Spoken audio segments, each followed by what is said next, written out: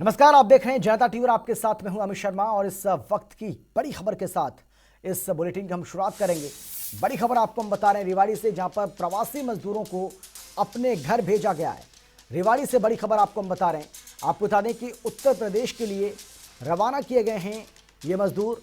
बसों के जरिए इनको ले जाया जा रहा है। मजदूरों की पूरी जो हुई है क्वारंटाइन की अवधि, यानी कि क्वारंटाइन की जो अवधि है वो पूरी हो गई और उसके बाद इन मजदूरों को अब उनके घर वापस भेजा जा रहा है। एक बस में 30 यात्रियों के बैठने की अनुमति दी गई है, यानी कि सोशल डिस्टेंसिंग का भी यहाँ पर पूरा ध्यान रखा गया है।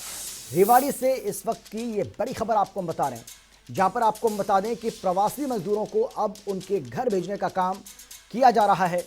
इन मजदूरों को क्वारंटाइन में रखा गया था और इनकी क्वारंटाइन अवधि पूरी होने के बाद इनको इनके राज्य अब वापस भेजा जा रहा है, जिसमें बताया जा रहा है कि एक बस में 30 यात्रियों के बैठने की अनुमति दी गई है, ताकि सोशल डिस्टेंसिंग का भी ध्यान इसमें रखा गया है। प्रवासी मजदूरों को अपने घर भेजा गया है। रेवाड़ी से बड़ी खबर आपको बता रहे हैं, जहां पर उत्तर प्रदेश के लिए मजदूरों की जो बस है उसको रवाना किया गया है। आपको बता दें कि इन सभी मजदूरों को क्वारंटाइन में रखा गया था।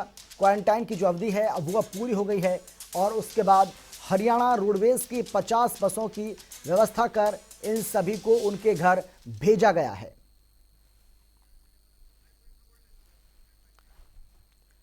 और चलिए अब सीधा रुख करेंगे हमारे संवाददाता सुरेंद्र गौड़ का, जो हमारे साथ इस खबर पर ज्यादा जानकारी और बातचीत के लिए जुड़ गए।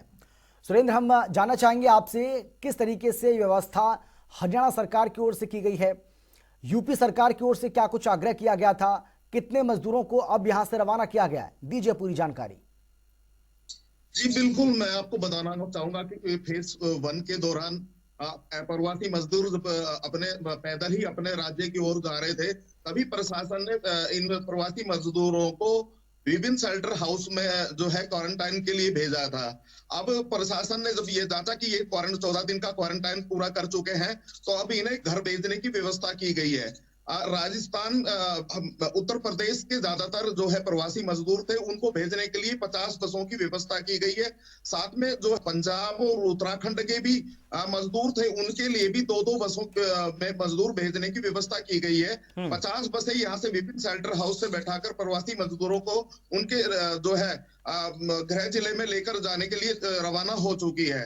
अगर बात करें तो सोशल डिस्टेंसिंग की भी में पूरी सावधानी बरती गई है।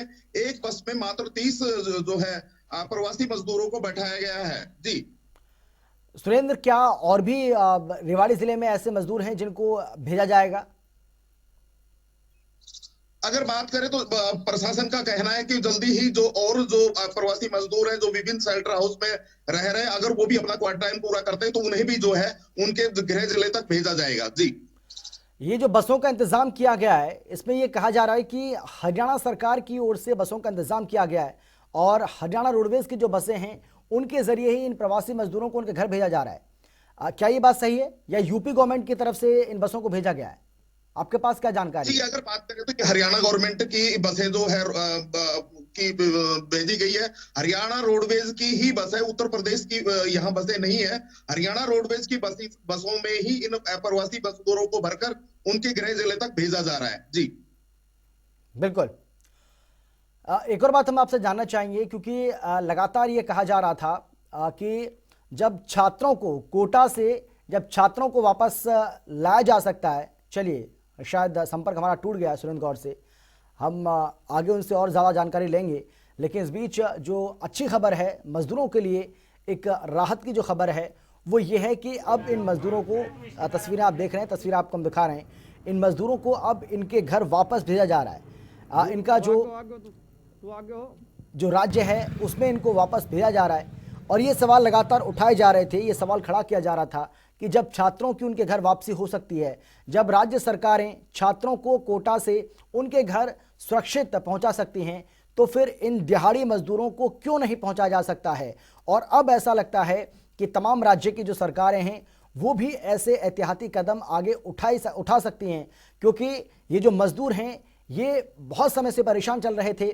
जो पहला लॉकडाउन हुआ उसमें हमने देखा कि किस तरीके से प्रवासी जो मजदूर हैं वो पैदल ही अपने गंतव्य के लिए निकल चुके थे, अपने घरों के लिए निकल चुके थे।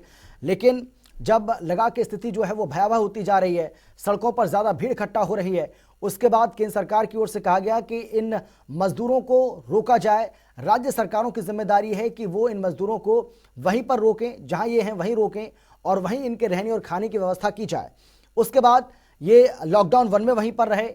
जब लॉकडाउन 2 शुरू हुआ तो इनकी उम्मीद थी, हालांकि इनको ये था कि 14 अप्रैल के बाद इनको घर जाने की इजाज़त मिल सकती है, लेकिन ऐसा हुआ नहीं, क्योंकि 14 अप्रैल के बाद एक बार फिर से प्रधानमंत्री नरेंद्र मोदी की ओर से लॉकडाउन 2 का ऐलान कर दिया गया।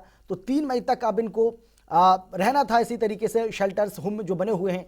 लेकिन मजदूरों का कहना है कि उनके खाने और पीने की दिक्कतें भी उनको हो रही हैं और इसीलिए वो अपने घर वापस जाना चाहते हैं, जिसमें अब यूपी सरकार की ओर से जो पहल की गई उसका समर्थन किया हरियाणा सरकार ने और खुद अपने यहाँ से व्यवस्था कर बसों की उनको उनके घर पहुंचाने का काम लगातार किया जा रहा है।